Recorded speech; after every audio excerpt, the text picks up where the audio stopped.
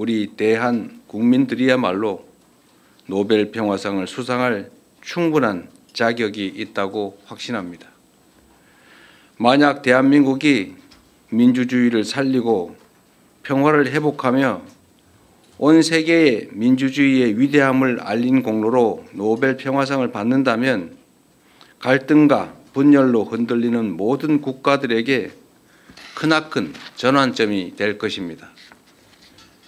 자랑스러운 대한국민 여러분, 빛의 혁명은 아직 끝나지 않았습니다. 내란의 진상규명, 내란 가담자들에 대한 수사와 재판은 여전히 진행 중입니다. 과거가 현재를 구하고 죽은 자가 산 자를 도왔듯이 빛의 혁명이 미래를 구하고 우리 후손을 도울 수 있도록 만드는 것이야말로 국민주권정부가 해야 할 엄중한 시대적 책무라고 믿습니다. 친위 쿠데타 가담자들에 대한 엄정한 처벌은 그 시작입니다. 사적 야욕을 위해 헌정 질서를 파괴하고 심지어 전쟁까지 획책한 그 무도함은 반드시 심판받아야 합니다.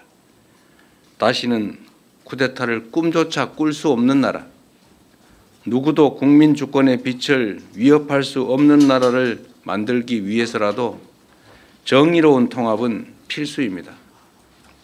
민주주의의 등불을 밝혀주신 우리 위대한 대한 국민과 함께 빛의 혁명을 반드시 완수하겠습니다. 존경하는 국민 여러분, 취임 이후 외교 무대에서 각국의 정상들을 만나며 대한민국을 향한 국제사회의 높은 관심과 큰 기대를 느꼈습니다. 민주주의가 위협받고 세계 질서가 급변하는 이 불확실성의 시대에 우리 국민들께서 보여주신 위대한 용기와 결단을 세계가 주목하고 있습니다. 대한민국은 지금 세계사적 역사를 써내려가고 있습니다. 대한 국민들께서 빛의 혁명을 통해 보여주신 그 빛나는 모범은 세계 민주주의의 새로운 표준을 만들고 있습니다. 우리가 전례 없는 길을 만들어냈던 것처럼 앞으로 갈 길도 남들이 가보지 않은 길일 것입니다. 때로는 깊은 골짜기가, 때로는 높은 산이 우리를 막아설 수 있습니다. 그러나 친위 쿠데타의 높은 담도 넘은 우리 대한 국민들은 그 어떤 벽도 거뜬히 넘을 수 있습니다. 국민주권정부가 탄생한 의미를 항상 기억하겠습니다. 빛의 혁명을 완수하고 진정한 국민주권의 나라를 만들기 위해 국민 여러분을 믿고 담대하게 나아가겠습니다. 더 번영하고 더 강하고 더 인간적인 나라를 꼭 만들겠습니다. 위대한 대한민국의 새로운 역사를 써내려가는 이 희망찬 여정에 대한국민 여러분께서 든든한 동반자가 되어 주실 것으로 믿습니다. 고맙습니다.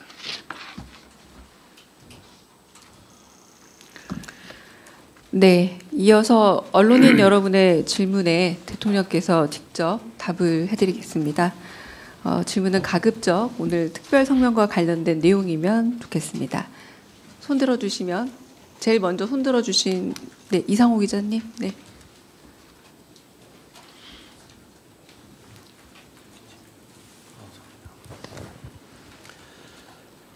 MBC 죄송합니다. MBC예요? 네, 고발뉴스 이상호 기자라고 합니다. 연일 녹음 많으십니다. 정말 오늘 뜻깊은 날인데요. 좀 불편한 질문을 먼저 드려야 될 것 같습니다. 추경호 의원 오늘 새벽에 구속영장이 기각이 됐습니다. 납득할 수 없다는 여론이 매우 높습니다. 지난 1년간 법원이 지속적으로 보여온 이상 행태에 비춰보면 예상 가능한 것이 아니었나 하는 지적도 있는데요. 이와 관련해서 대통령께서는 지난 취임 100일 기자회견에서 내란 특별재판부가 위헌이 아니라면서 사실상 설치의 필요성을 시사하시기도 했었는데요. 이 세 달이 지난 지금도 입법은 지지부진한 것으로 보입니다. 이와 관련해서 국회 측에 아쉬운 점이나 당부 말씀 있으시면 한 말씀 부탁드립니다. 우선 두 번째 말씀에 대해서 제 의견을 잠깐 말씀드리겠습니다. 국회는 국회가 할 일이 있고 또 행정부는 행정부가 할 일이 있습니다. 사법부 역시 사법부가 할 일이 있습니다. 내란 특별재판부 설치는 국회가 잘 판단해서 결정할 걸로 믿습니다. 그리고 국민 여론에 따라서 헌법이 부여한 권한을 우리 입법부가 잘 행사할 것이다. 국민 주권 의지를 잘 받들 것이다. 그렇게 생각하고 믿습니다. 추경호 전 국민의힘 원내대표의 영장 기각에 대해서는 제가 특별한 의견을 드리는 게 부적절한 것 같습니다.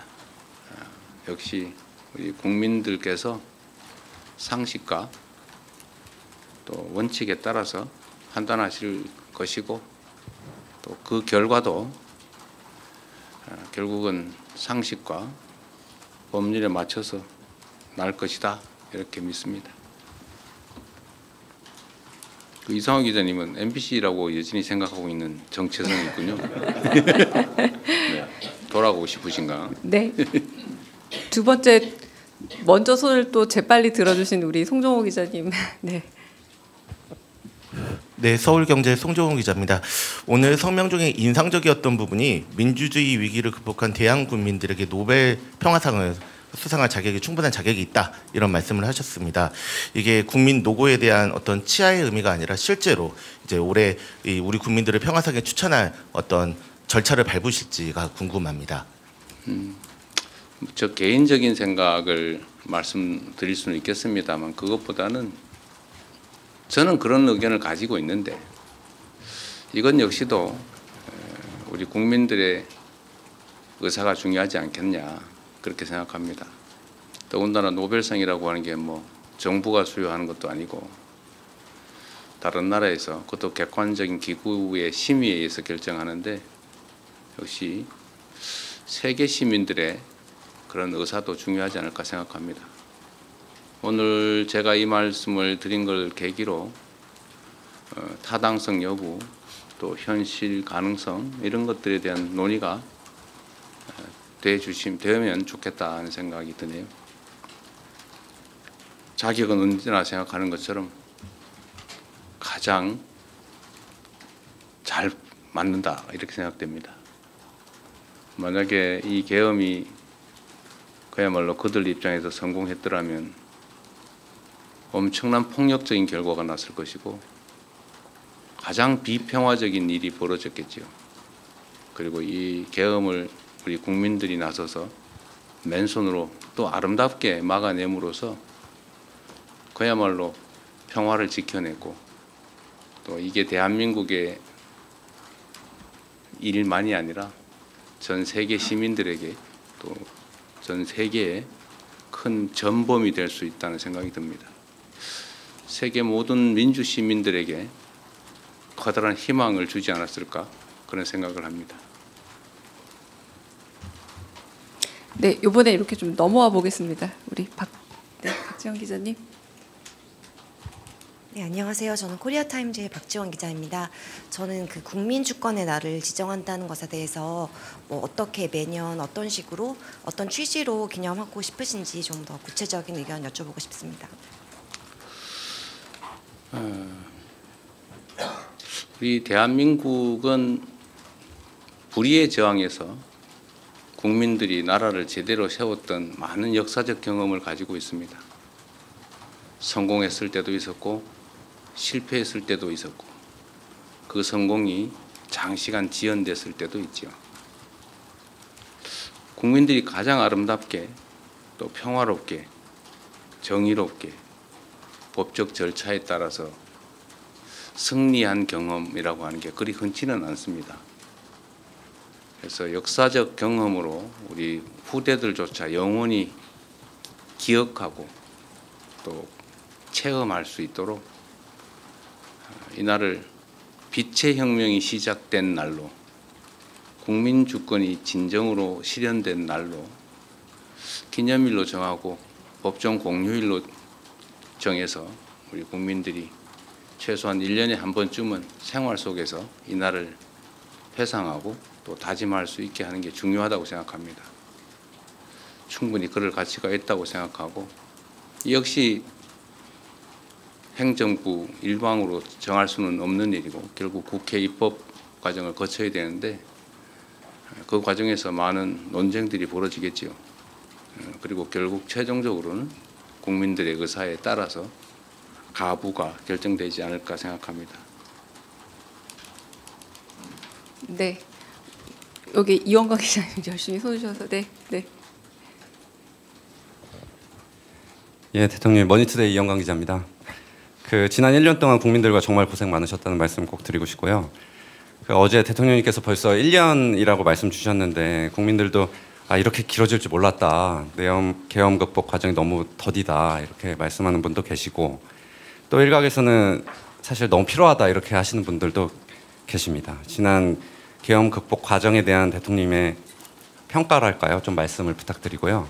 또 어찌 보면 다소 좀 다양한 목소리를 내고 계시는 국민들께 대통령님으로서 좀 하고 싶은 말씀이 있으시다면 좀 말씀도 부탁드리겠습니다. 네, 제가 드리고 싶은 말씀을 할 수 있게 질문해 주셔서 감사합니다. 우리는 이제 개혁 과제라고 하는 얘기를 자주 합니다. 변화하고 더 나아져야지요. 개혁이라고 하는 말이 원래 가죽을 벗긴다 이런 의미를 가지고 있는데 더 나은 상황을 만들기 위해서는 고통이 수반된다는 의미이기도 할 겁니다. 우리가 현재 바람직하지 못한 상태를 미래에 좀 더 바람직한 상태로 바꾸려면 현재 상태에서 부당하게 이익을 보거나 또는 불합리하게 이익을 보는 집단 또는 사람들이 당연히 반대하게 돼 있습니다. 저항하게 돼 있습니다. 그건 자연스러운 과정이죠. 마치 군뱅이가 매미가 되려면 탈피를 해야 되는 것처럼 매우 위험하고 고통스러운 과정을 거치지 않습니까? 그 개혁의 과정은 어쨌든 아픈 곳 또는 골마 터진 곳을 도려내야 되는데 수술 과정을 거치지 않을 수가 없죠. 만약에 감기 같은 아주 사소한 질병을 막 1년씩 치료하고 이러면 그건 무능한 거겠죠. 고통이 너무 크겠죠. 그러나 정말 이 몸속 깊숙이 박힌 치명적인 암을 제거하는 것이다. 암을 치료하는 것은 그렇게 쉽게 끝나지 않습니다. 대한민국의 헌정 질서를 통째로 파괴하고 법과 질서 위에 군인의 폭력으로 나라를 지배하고자 시도했고 실제로 그게 현실이 될 가능성이 매우 높았지 않습니까? 이런 일은 언제든지 재발할 수 있죠.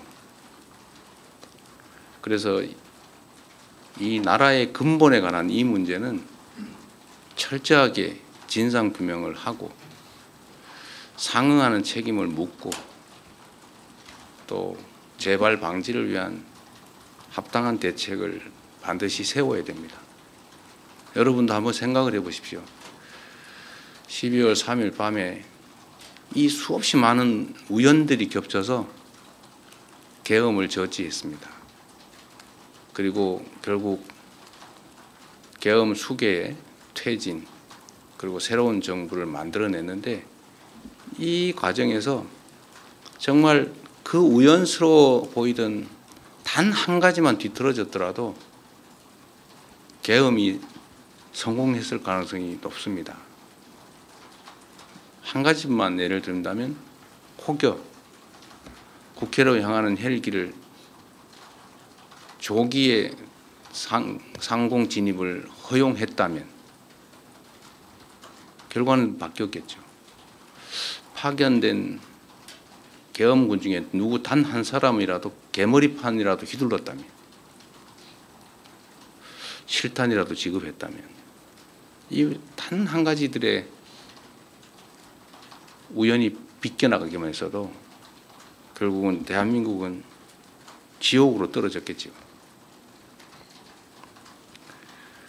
이걸 우리 국민들의 치열한 힘으로 정말로 하나님이 보호하사 막아냈습니다. 시간이 걸리더라도 다시는 이런 위험을 우리 스스로 또는 우리 후대들에게 겪게 해서는 안 됩니다. 조금 길고 조금 지치더라도 치료는 깨끗하게 해야 합니다. 가담자들 가혹하게 끝까지 엄벌하자는 취지가 아닙니다. 깊이 반성하고 재발의 여지가 없다면 용서하고 화합하고 포용해야 되겠지요. 그러나 숨겨놓고 적당히 넘어갈 수는 없습니다. 통합해야 됩니다. 그러나 통합이 봉합을 의미하지는 않습니다. 적당히 미봉해놓고 해결된 것 같으면 다음에 또 재발합니다. 조금만 더 힘내주시고 조금만 더 도와주시고 조금만 더 견뎌주시기 바랍니다. 네. 이어진 기자님. 네. 안녕하세요. OBS 이어진입니다. 오늘 저녁에 시민단체가 주최하는 행진에 참석하십니다. 현직 대통령으로서는 이례적인데 이 참석하시게 된 배경과 또 어떤 메시지 내실지 궁금합니다. 메시지를 낼지 말지는 고민 중이고요. 오늘 메시지를 너무 많이 내게 될 것 같아서 제가 그 역사적 현장에 그 역사적 순간에 참여하고 싶었습니다. 저 역시도 그날 밤에 그 끔찍한 기억을 정말 지워버리고 싶지는 않습니다. 고통스럽긴 하지만 다시는 이런 일 생기지 않도록 저 스스로를 다잡기 위해서 저도 시민의 한 사람으로서 조용히 참석해 보려고 합니다. 그런데 경호 문제 때문에 안 된다고 막 말려가지고 제가 몰래 갈 생각입니다. 이어진 기자님이 요새 마이크 들고 안 쫓아오시는데 네, 다 네. 언론인 여러분들의 관심 덕분입니다. 감사합니다. 네, 이제 대통령님께서 다음 일정이 있어서 좀 더 해도 한 괜찮답니다. 분만 더 네. 받을까요? 네, 한 분만 더 질문을 받겠습니다. 네, 여기 이동환 기자님 이쪽 넘어와서 질문 받겠습니다. 네. 예, 국민일보 이동환입니다. 그 봉합이 아니라 국민 통합이 중요한 상황이라고 하셨는데 그 당에서는 추가 특검이 더 필요하다고 말도 많이 나오고 있는데요. 그 필요성에 대해서 좀 어떻게 생각하시는지 대통령께 여쭤보고 싶고, 그 다음에 이제 전에 트럼프 대통령도 노벨 평화상 받아야 된다고 하셨는데 이게 어제 또 한반도 평화의 중요성도 말씀을 하셨고, 실제로 한반도 평화에 트럼프 대통령이 역할을 해서 진전이 있다면 촛불혁명 국민들과 이제 복수 추천하실 것도 하실 건지도 궁금합니다. 글쎄, 그게 뭐 노벨 평화상이 평생 하나만 있습니까? 우승 트로피는 아니잖아요. 매년 반복적으로 수여하는 것이고 이게 단기간에 끝날 일도 아니다. 그 말씀 하나 드립니다.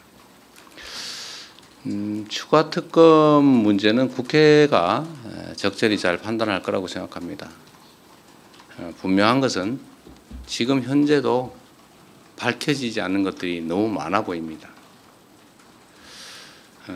제가 그래서 며칠 전에 그 기사를 하나 일부러 저도 공감이 많이 가서 트위터에 게시했었는데 그 아무도 몰랐지 않습니까? 그냥 풍선은 민간단체가 북한으로 보냈나 보다. 군대는 전쟁 유발을 위해서 한 일이 무인기를 반복적으로 북파했다. 그리고 일각의 의심으로는 무장 헬기들이 도발적으로 비행했다. 뭐 이런 정도였는데 아파트 웬만한 아파트 뭐 2층 크기만 하다 했나? 하여튼 그 대규모 대형의 선점 비라를 실은 풍선을 군에서 대북 심리전단, 대북 심리전단에서 북쪽으로 보냈다. 그건 전혀 모르던 일이잖아요. 마치 다 드러난 것 같지만 우리 사회에 아닌 드러나지 않은 많은 부분들이 있는 것 같습니다. 현재 내란인 특검이 끝나더라도 그걸 이 상태로 덮고 넘어가기는 어려워서 뭐 보나마나 또 특별수사본부든 뭐든 꾸려서 계속 수사해야 될 텐데 그게 과연 이 정부가 하는 게 바람직할까? 엄청난 정치적 논란이 또 벌어지겠죠.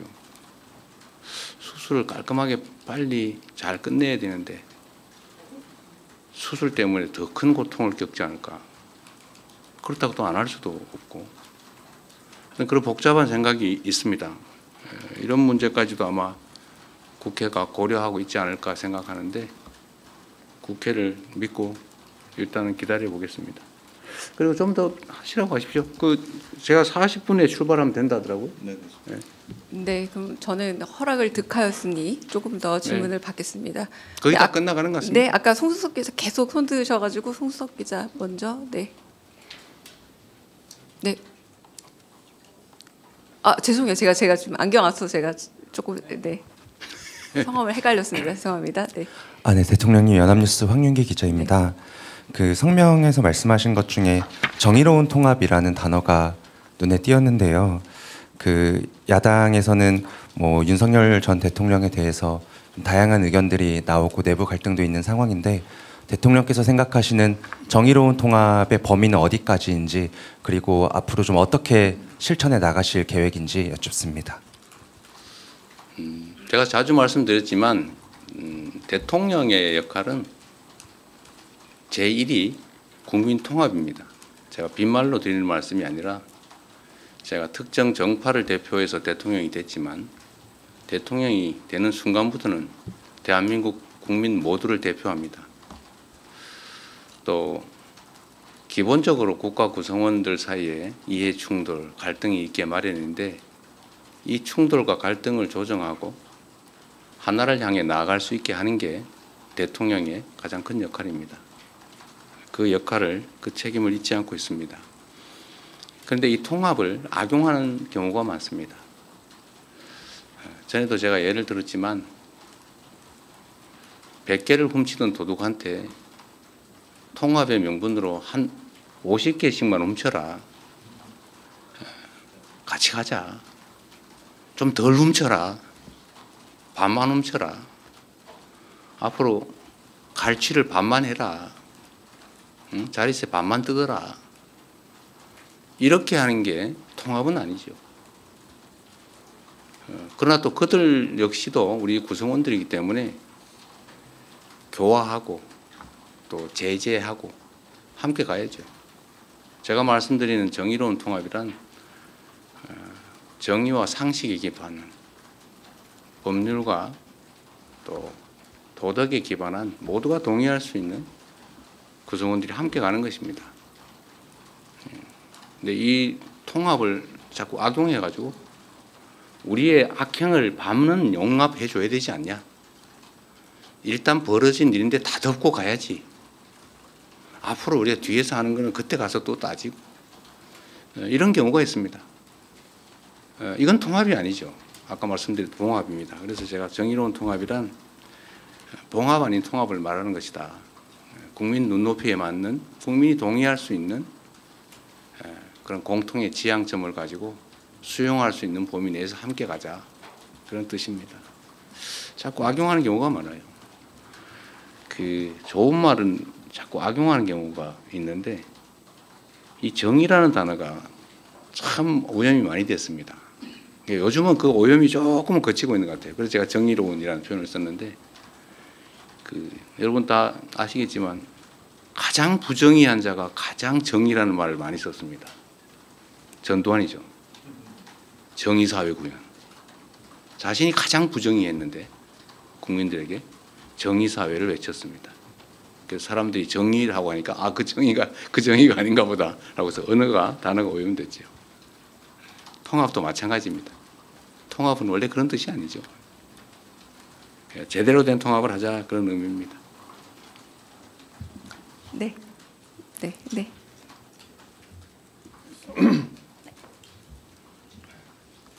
안녕하세요. 쿠키뉴스 이승 기자입니다. 어쨌든 오늘 계엄 1년이 됐지만 계엄으로 인해서 경제의 어떤 불확실성 이런 것 때문에 후유증도 좀 지속되고 있어서 저는 최근 이제 물가 상승에 대해서 질문을 드리고 싶은데요. 최근 원화 가치가 급락하면서 수입 물가도 뛰고 좀 그 여파로 전체 물가 불안이 계속 되고 있습니다. 그래서 특히 저소득층이랑 중소기업의 부담이 집중되고 있다는 우려가 커지고 있는데 좀 대통령님께서는 어떻게 이 물가 상승 압력을 어떻게 관리하고 좀 취약계층이나 중소기업의 이런 피해를 어떻게 최소화할 계획이신지 궁금합니다. 물가와 경제 성장의 관계를 좀 생각해 볼 필요가 있을 것 같습니다. 가장 나쁜 것은 경기 침체 중에 물가가 오르는 것입니다. 그게 종전 정부에서 이번 전반기까지 있었던 일이죠. 그에 비하면 지금 물가는 꽤 안정된 편입니다. 근데 지금 경제가 상당히 빠른 속도로 회복되고 있습니다. 지난 1분기에는 마이너스 0.2%의 소위 역성장, 경제 축소를 경험했습니다. 그 와중에도 물가는 오르고 있었죠. 근데 지금은 아주 빠른 속도로 후반기가 되면서 경제가 회복되고 있습니다. 지금 예측 최종 성장률이 1%라고 하니까 아마 후반기에만 해도 거의 1몇 퍼센트 후반 이 정도의 아주 급격한 회복세, 상대적으로 보면 회복세를 보이고 있기 때문에 아무래도 물가에 상승 압력이 되지 않을까 생각이 듭니다. 환율 문제도 있고 또 주가 문제도 있고 아주 복합적이어서 저희가 면밀히 상황을 주시하고 가능한 대책을 수립 중이고 또 일부는 집행 중입니다. 종합 물가는 지금 어느 정도인가요? 2.1%. 연간으로 2.1%죠. 그러니까 전체로 보면 그렇게 고물가는 아닌데 지금은 이제 상황이 급변하다 보니까 체감 물가가 상당히 높을 수도 있고 또 그게 우리 국민들한테 큰 고통이 될 수도 있기 때문에 치밀하게 잘 대처하도록 하겠습니다. 네, 정말 마지막 질문으로 이제 두 분밖에 없는데 두 분 하세요 그냥. 네, 먼저 김경록 기자 먼저 하시고 네.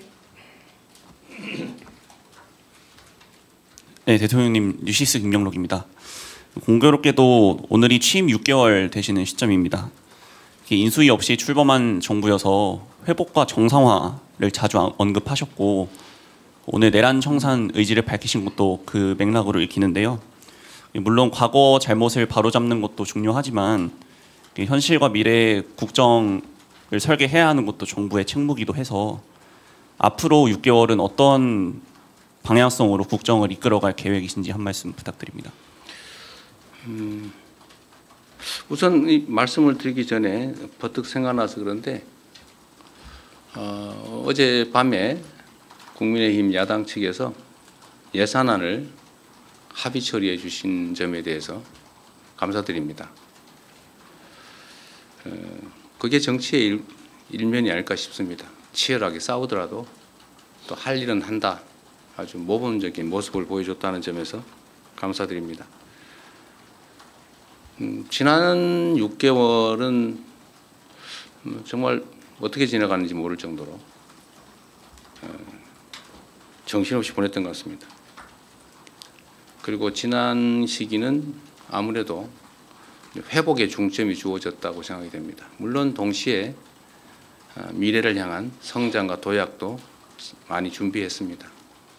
앞으로는 이 비중이 점점 더 미래 중심적이고 성장 발전적으로 바뀌게 되겠죠.